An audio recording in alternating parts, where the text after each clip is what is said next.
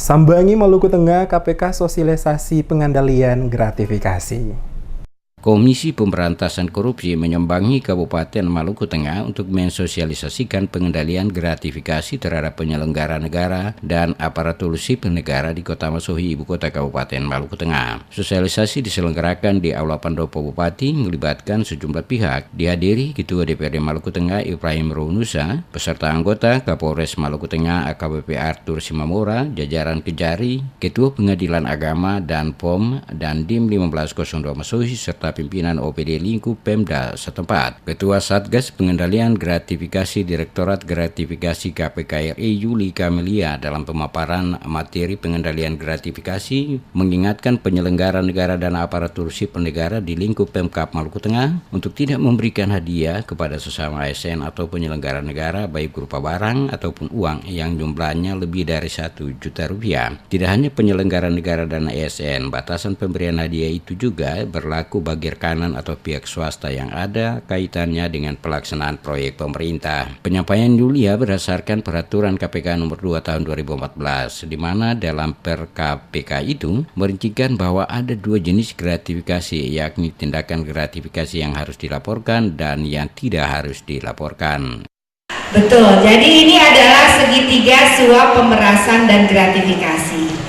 Kalau penyuapan ini adalah transaksional. Jadi kalau penyuapan itu yang lebih berperan adalah masyarakat atau pengusaha memberikan sesuatu kepada pegawai negeri atau pejabat negara, ya. Jadi dia memberikan sesuatu kepada pegawai negeri atau pejabat negara.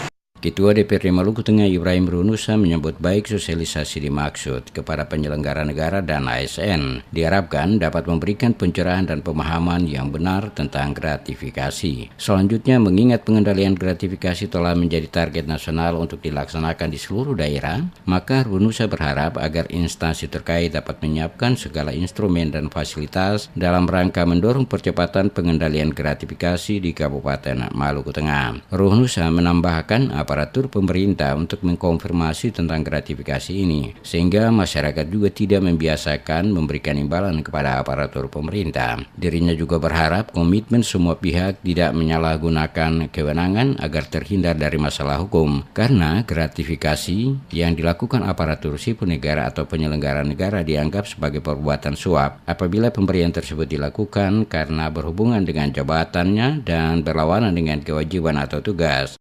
Pada prinsipnya DPRD beri apresiasi positif atas kehadiran KPK di Masuhi, Maluku Tengah, dan ini bagian daripada proses untuk bagaimana melahirkan penyelenggaraan pemerintahan yang baik, yang jauh dari korupsi, jauh dari gratifikasi, jauh dari suap di Kabupaten Maluku Tengah. Dan kita semua tadi sudah mendengarkan bahwa intinya adalah KPK juga mendukung untuk melakukan pencegahan sejak dini terkait dengan indikasi korupsi dan gratifikasi, dan ini kita beri apresiasi yang sangat positif guna melahirkan pelayanan publik yang jauh lebih baik dan bermanfaat. Harapan Pak?